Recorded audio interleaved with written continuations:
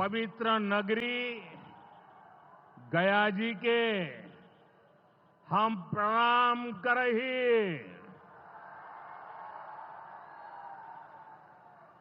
विष्णुपद मंदिर के ई गौरवशाली भूमि पर अपने सबके अभिनंदन करत ही बिहार के राज्यपाल आरिफ मोहम्मद खान जी, यहां के लोकप्रिय मुख्यमंत्री नीतीश कुमार जी, केंद्रीय मंत्रिमंडल के मेरे सहयोगी जीतन राम मांझी जी, राजीव रंजन सिंह, चिराग पासवान जी, रामनाथ ठाकुर जी, नित्यानंद राय जी, सतीश चंद्र दुबे जी, राजभूषण चौधरी जी, डिप्टी सीएम सम्राट चौधरी जी, विजय कुमार सिन्हा जी, बिहार सरकार के मंत्रीगण, संसद में मेरे साथी उपेंद्र कुशवाहा जी, अन्य सांसदगण और बिहार के मेरे प्यारे भाइयों और बहनों, गया जी की ये धरती अध्यात्म और शांति की धरती है। ये भगवान बुद्ध को बोध कराने वाली पावन भूमि है। गया जी की आध्यात्मिक और सांस्कृतिक विरासत बहुत प्राचीन है, बहुत समृद्ध है। यहां के लोगों की इच्छा थी कि इस नगरी को गया नहीं, गया जी कहा जाए। मैं इस निर्णय के लिए बिहार सरकार का अभिनंदन करता हूं। मुझे खुशी है कि गया जी के तेज विकास के लिए बिहार की डबल इंजन सरकार लगातार काम कर रही है। भाइयों बहनों, आज भी गया जी की पावन भूमि से एक ही दिन में 12,000 करोड़ रुपए की परियोजनाओं का लोकार्पण या शिलान्यास हुआ है। इनमें ऊर्जा, स्वास्थ्य और शहरी विकास के जुड़े कई बड़े प्रोजेक्ट्स हैं। इनसे बिहार के उद्योगों को ताकत मिलेगी और युवाओं के लिए रोजगार के नए अवसर भी बनेंगे। मैं इन परियोजनाओं के लिए बिहार के लोगों को बधाई देता हूं। बिहार में बेहतर स्वास्थ्य सुविधाओं के लिए आज यहां हॉस्पिटल और रिसर्च सेंटर का उद्घाटन भी हुआ है। अब बिहार के लोगों को कैंसर के इलाज के लिए एक और सुविधा मिल गई है। साथियों, गरीब के जीवन से मुश्किलें दूर करना, महिलाओं के जीवन को आसान बनाना मुझे जनता जनार्दन का सेवक बनकर यही काम करने में सबसे ज्यादा खुशहाली होती है। जैसे गरीब को पक्का घर देना,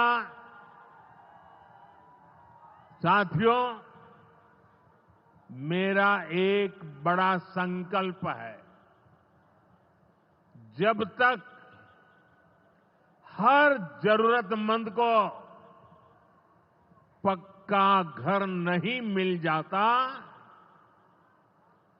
मोदी चैन से नहीं बैठेगा।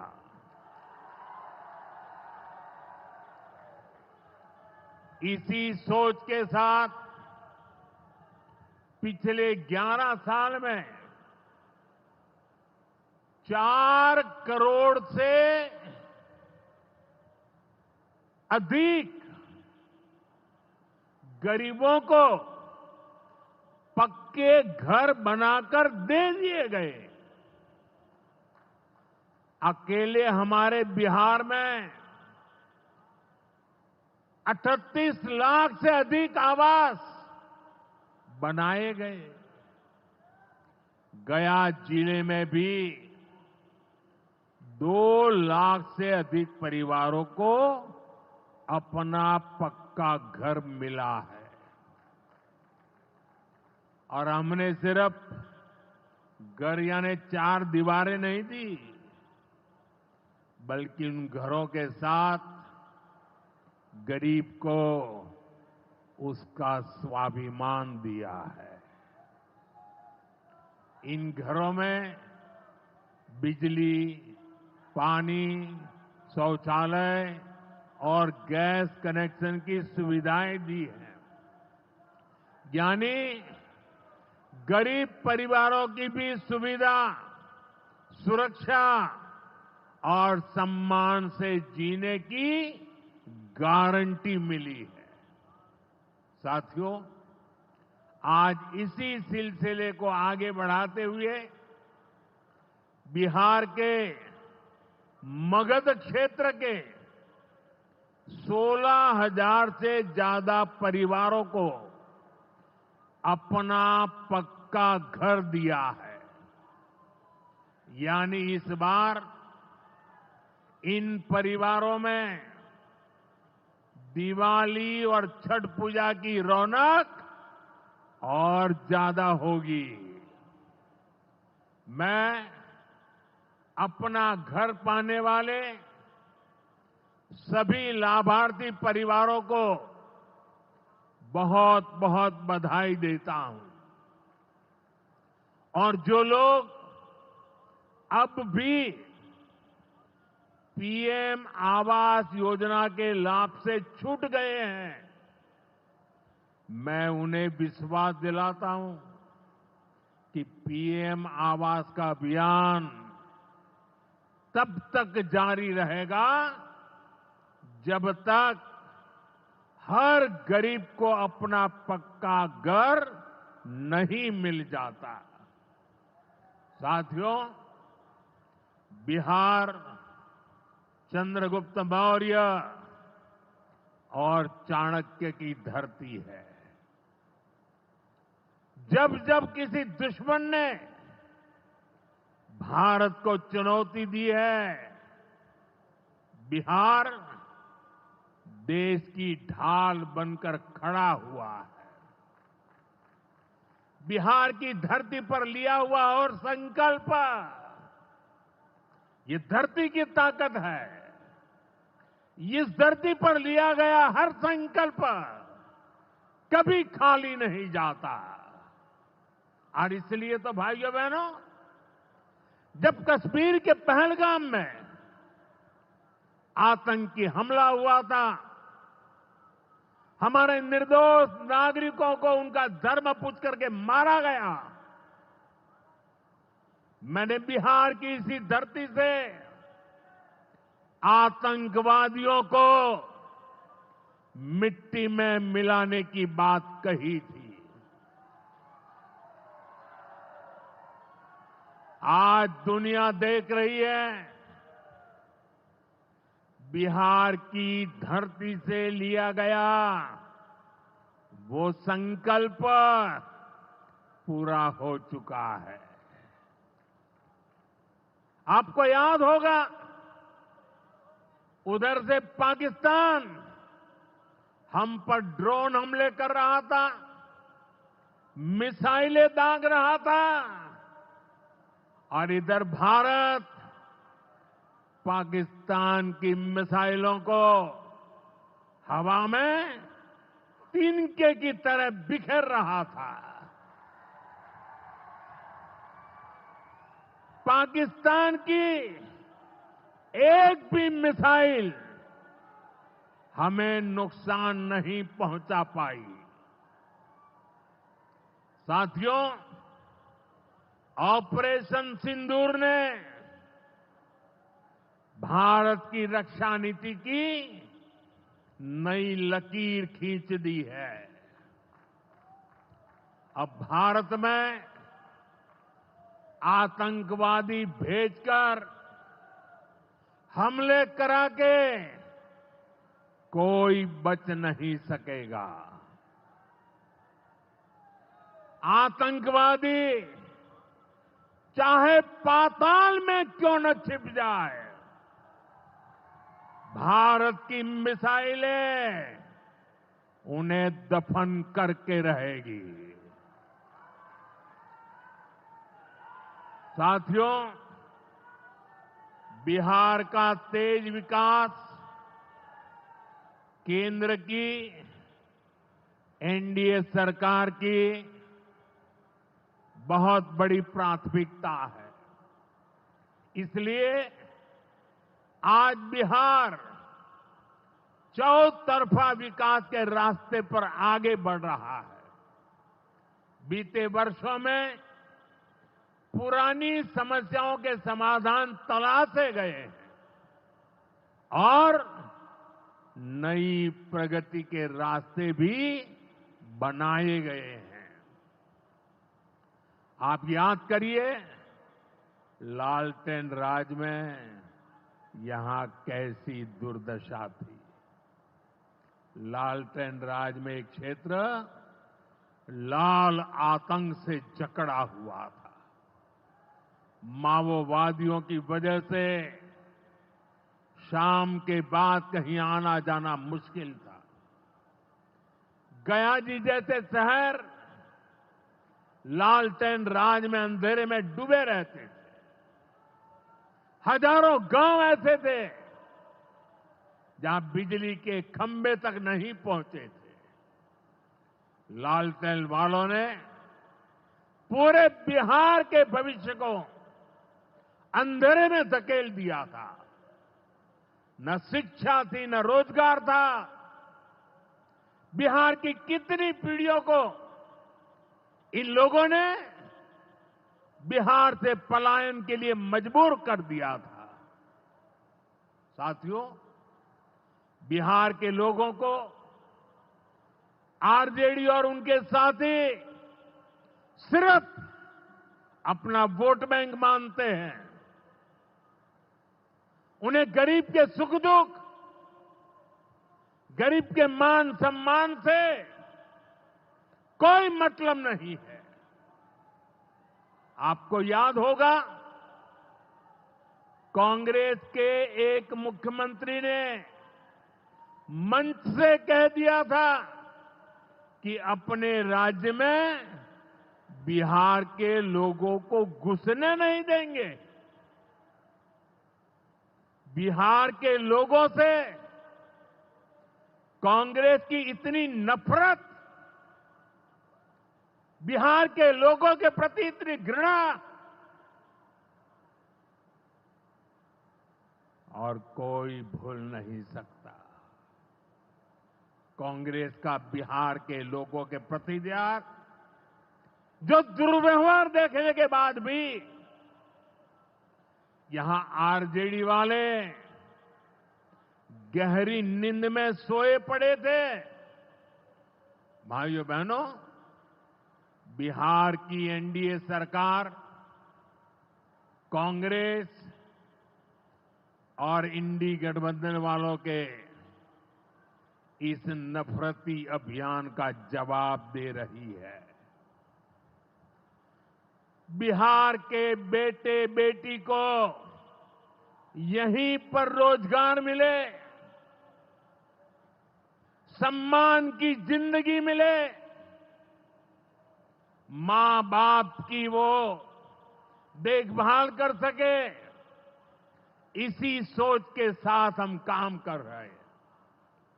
अब बिहार में बड़े बड़े प्रोजेक्ट बन रहे हैं। गयाजी जिले के डोभी में बिहार का सबसे बड़ा इंडस्ट्रियल एरिया तैयार हो रहा है। गयाजी में एक टेक्नोलॉजी सेंटर की स्थापना भी की जा रही है। आज ही यहां बक्सर थर्मल प्लांट का, पावर प्लांट का शुभारंभ भी हुआ है।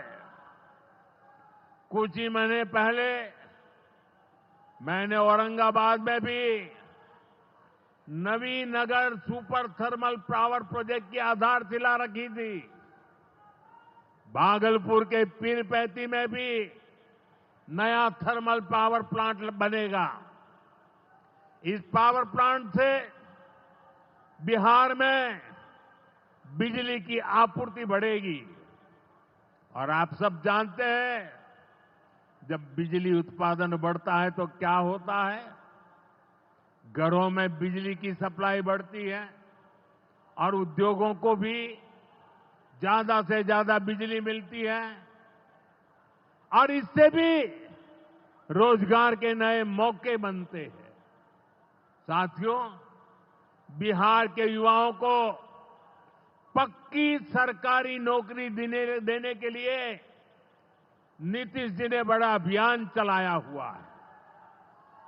ये नीतीश जी हैं, तभी यहां शिक्षकों की भर्ती भी पूरी पारदर्शिता से हुई। साथियों, यहां के नौजवानों को ज्यादा से ज्यादा संख्या में बिहार में ही रोजगार मिले, उन्हें नौकरी के लिए पलायन न करना पड़े, इसमें केंद्र सरकार की एक नई योजना से भी बहुत बड़ी मदद मिलने वाली है। अभी पिछले सप्ताह इस 15 अगस्त से ही देश भर में प्रधानमंत्री विकसित भारत रोजगार योजना लागू हुई है।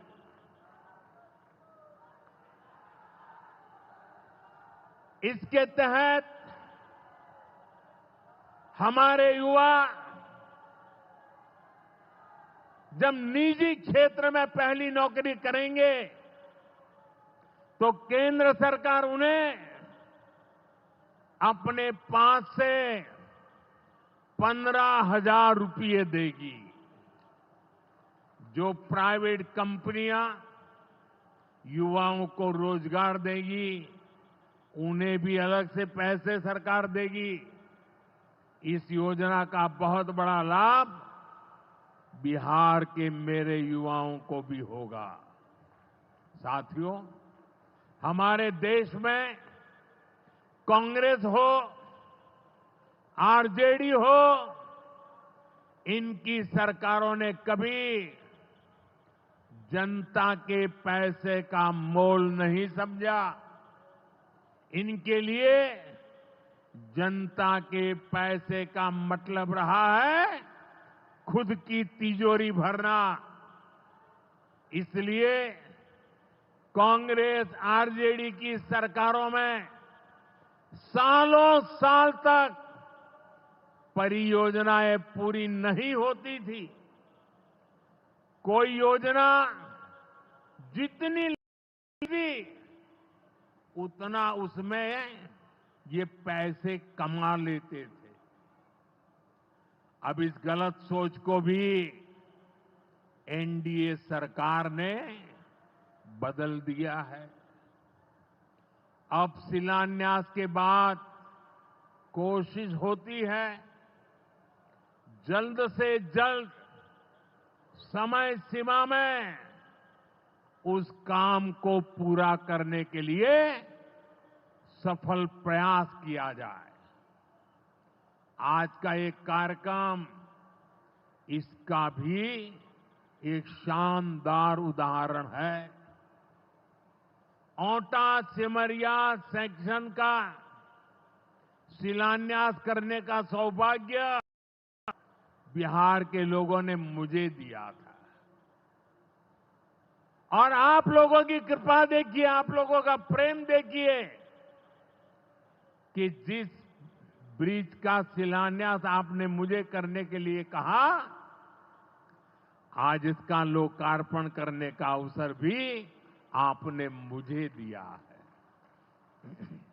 ये पुल सिर्फ सड़कों को नहीं, पूरे उत्तर और दक्षिण बिहार को जोड़ने का काम करेगा। जो भारी वाहन पहले गांधी सेतु से होकर 150 किलोमीटर का लंबा चक्कर काटते थे, अब सीधा रास्ता पाएंगे। इससे व्यापार तेज होगा, उद्योगों को ताकत मिलेगी और तीर्थयात्रियों का भी पहुंचना आसान होगा। विकास के जिन प्रोजेक्ट की नींव एनडीए सरकार में रखी जाती है, वो पूरा होकर रहेंगे, ये बात पक्की है। साथियों, एनडीए की डबल इंजन सरकार यहां रेलवे के विकास के लिए भी तेजी से काम कर रही है। अमृत भारत स्टेशन योजना के तहत गयाजी रेलवे स्टेशन को आधुनिक बनाया जा रहा है। इससे गयाजी रेलवे स्टेशन पर यात्रियों को एयरपोर्ट जैसी सुविधाएं मिलेगी। आज गया वो शहर है जहां राजधानी, जनशताब्दी और made in India Vande Bharat ट्रेनों की सुविधा उपलब्ध है।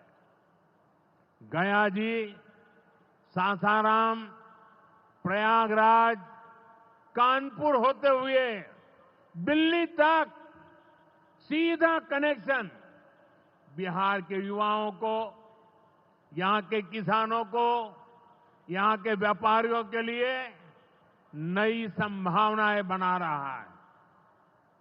भाइयों और बहनों, आपके आशीर्वाद से, देश के अटूट भरोसे के कारण साल 2014 में प्रधानमंत्री के तौर पर शुरू हुआ मेरा सेवा काल, ये सेवा काल निरंतर जारी है। इतने वर्षों में हमारी सरकार पर भ्रष्टाचार का एक भी दाग नहीं लगा।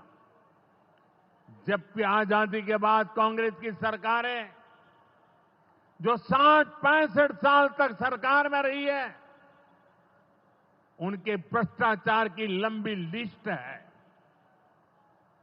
आरजेडी का भ्रष्टाचार तो बिहार का बच्चा बच्चा जानता है। मेरा साफ मानना है कि भ्रष्टाचार के विरुद्ध लड़ाई को अगर अंजाम तक पहुंचाना है तो कोई भी कार्रवाई के दायरे से बाहर नहीं होना चाहिए। आप सोचिए, आज कानून है कि अगर किसी छोटे सरकारी कर्मचारी को 50 घंटे तक हिरासत में रख दिया तो अपने आप वो सस्पेंड हो जाता है। ड्राइवर हो, छोटा क्लार्क हो, प्यून हो, उसकी जिंदगी हमेशा हमेशा के लिए तबाह हो जाती है। लेकिन अगर कोई मुख्यमंत्री है, कोई मंत्री है, कोई प्रधानमंत्री है, तो वो जेल में रह करके भी सत्ता का सुख पा सकता है। ये कैसे हो सकता है? हमने कुछ समय पहले ही देखा है कि कैसे जेल से ही फाइलों पर साइन किए जा रहे थे, जेल से ही सरकारी आदेश निकाले जा रहे थे। नेताओं का अगर यही रवैया रहेगा तो ऐसे भ्रष्टाचार के विरुद्ध लड़ाई कैसे लड़ी जा सकती है? साथियों, संविधान हर जनप्रतिनिधि से ईमानदारी और पारदर्शिता की उम्मीद करता है। हम संविधान की मर्यादा को तार तार होते नहीं देख सकते। इसलिए एनडीए सरकार भ्रष्टाचार के खिलाफ एक ऐसा कानून लाई है जिसके दायरे में देश का प्रधानमंत्री भी है। इस कानून में मुख्यमंत्री और मंत्रियों को भी शामिल किया गया है। जब ये कानून बन जाएगा तो प्रधानमंत्री हो या मुख्यमंत्री या फिर कोई भी मंत्री, उसे गिरफ्तारी के 30 दिन के अंदर जमानत लेनी होगी और अगर जमानत नहीं मिली तो 31वें दिन उसे कुर्सी छोड़नी पड़ेगी।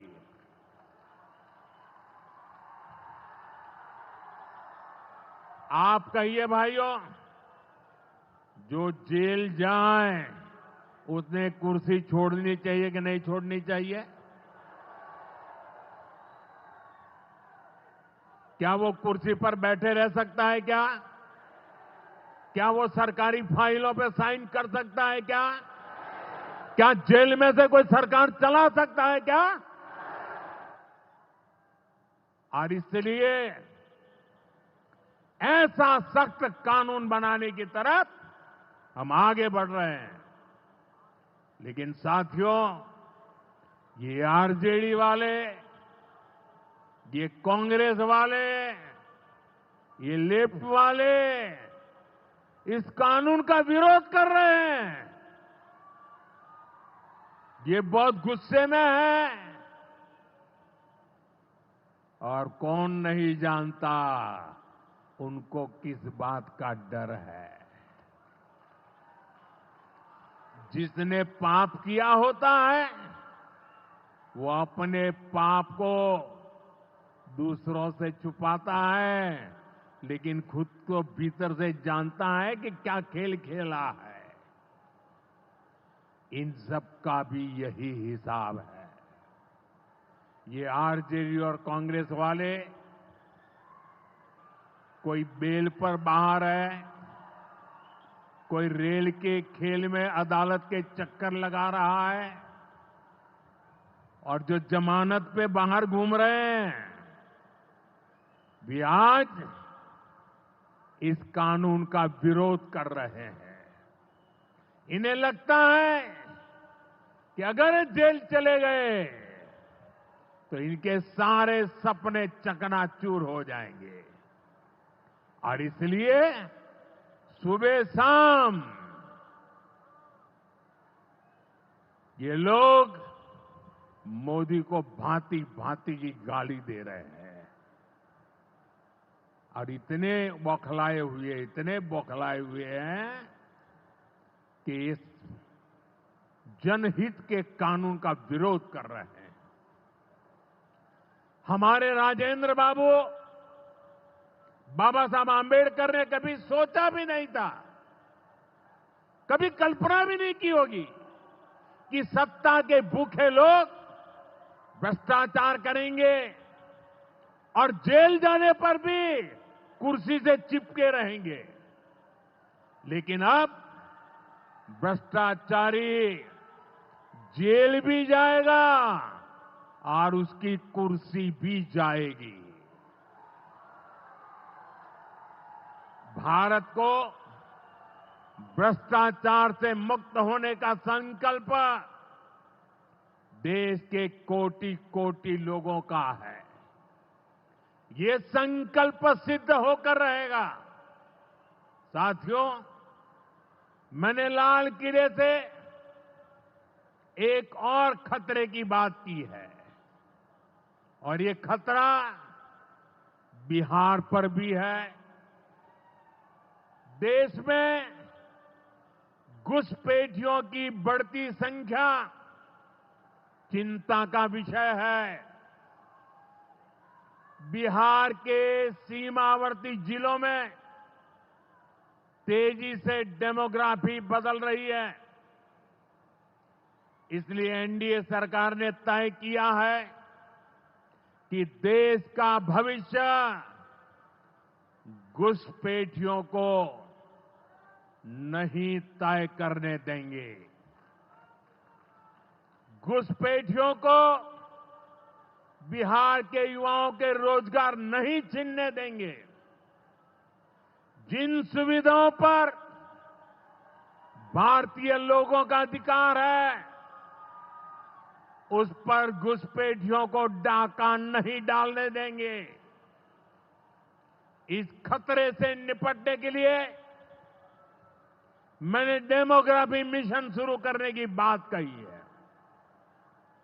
बहुत जल्द ये मिशन अपना काम शुरू करेगा। हम हर घुसपैठियों को देश से बाहर करके ही रहेंगे। आप मुझे बताइए, एक घुसपैठियों को निकालना चाहिए कि नहीं निकालना चाहिए? क्या ये घुसपैठिए आपका रोजगार छीन ले आपको मंजूर है? एक घुसपैठिया आपकी जमीन पे कब्जा कर ले आपको मंजूर है? एक घुसपैठिया आपका हक छीन ले आपको मंजूर है? बिहार के आप सभी लोग देश के भीतर बैठे घुसपैठियों के समर्थकों से भी सावधान रहिए। जान जाइए कौन घुसपैठियों के साथ खड़ा है। कांग्रेस और आरजेडी जैसे दल बिहार के लोगों का हक छीनकर घुसपैठियों को देना चाहते हैं। तुष्टीकरण के लिए, वोट बैंक को बढ़ाने के लिए कांग्रेस आरजेडी वाले कुछ भी कर सकते हैं, कितने ही नीचे जा सकते हैं। इसलिए बिहार के लोगों को बहुत सतर्क रहना है। साथियों, हमें हमारे बिहार को कांग्रेस आरजेडी की बुरी नजर से बचाकर रखना है। बिहार के लिए ये समय बहुत अहम है। बिहार के युवाओं के सपने पूरे हो, बिहार के लोगों की आकांक्षाओं को नई उड़ान मिले, इसके लिए केंद्र सरकार और नीतीश जी के साथ हम कंधे से कंधा मिलाकर बिहार के कल्याण के लिए काम कर रहे हैं। बिहार में विकास की गति बनी रहे, इसके लिए डबल इंजन की सरकार लगातार मेहनत कर रही है।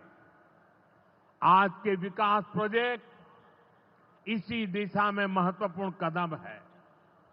मैं एक बार फिर इन परियोजनाओं के लिए बिहार को बहुत बहुत बधाई देता हूं।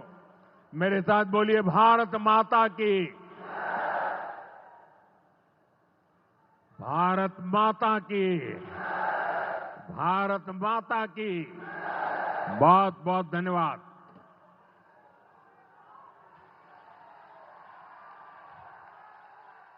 आपके ओजस्वी उद्गारों के लिए हृदय से धन्यवाद मान्यवर। ऑपरेशन सिंदूर आपके साहसिक मार्ग। गया जी पहुंचे प्रधानमंत्री नरेंद्र मोदी का संबोधन आपने सुना। प्रधानमंत्री ने कई विषयों पर अपनी बात रखी, विपक्ष को भी आड़े हाथों लिया, सौगातों का भी जिक्र किया। ये तस्वीरें भी इस समय आप लाइव देख रहे हैं। प्रधानमंत्री नरेंद्र मोदी ने बिहार में जो उन्होंने काम किया है उसका भी उल्लेख किया। पूर्व की सरकारों, खासतौर पर आरजेडी पर, लालू प्रसाद यादव, पूरे कांग्रेस पर खासे हमलावर दिखाई दिए। डेमोग्राफी चेंज एक विषय उन्होंने घुसपैठियों का उठाया कि कैसे डेमोग्राफी वहां पर बदली जा रही है। प्रधानमंत्री नरेंद्र मोदी ने यह भी कहा कि आप याद करिए लालटेन राज में कैसे दुर्दशा थी और लाल आतंक से पूरा क्षेत्र जकड़ा हुआ था और शाम के बाद कहीं आना जाना मुश्किल था। गया जी जैसे शहर लालटेन राज में अंधेरे में डूबे रहते थे।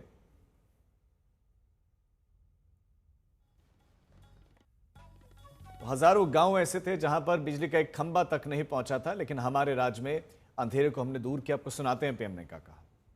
बिहार के विकास को नई दिशा प्रदान की है। माननीय मुख्यमंत्री याद करिए, लालटेन राज में यहां कैसी दुर्दशा थी। लालटेन राज में एक क्षेत्र लाल आतंक से जकड़ा हुआ था। माओवादियों की वजह से शाम के बाद कहीं आना जाना मुश्किल था। गया जी जैसे शहर लालटेन राज में अंधेरे में डूबे रहते थे। हजारों गांव ऐसे थे जहां बिजली के खंभे तक नहीं पहुंचे थे। लालटेन वालों ने पूरे बिहार के भविष्य को अंधेरे में धकेल दिया था। न शिक्षा थी, न रोजगार था। बिहार की कितनी पीढ़ियों को इन लोगों ने बिहार से पलायन के लिए मजबूर कर दिया था। साथियों, बिहार के लोगों को आरजेडी और उनके साथी सिर्फ अपना वोट बैंक मानते हैं। उन्हें गरीब के सुख दुख, गरीब के मान सम्मान से कोई मतलब नहीं है। प्रधानमंत्री ने पहलगाम आतंकी हमले का भी जिक्र किया और कहा कि इस धरती से लिया गया संकल्प कभी खाली नहीं जाता।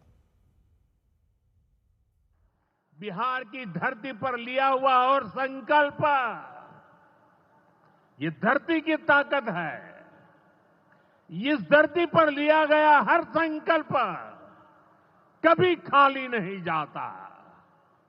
और इसलिए तो भाइयों बहनों, जब कश्मीर के पहलगाम में आतंकी हमला हुआ था, हमारे निर्दोष नागरिकों को उनका धर्म पूछ करके मारा गया,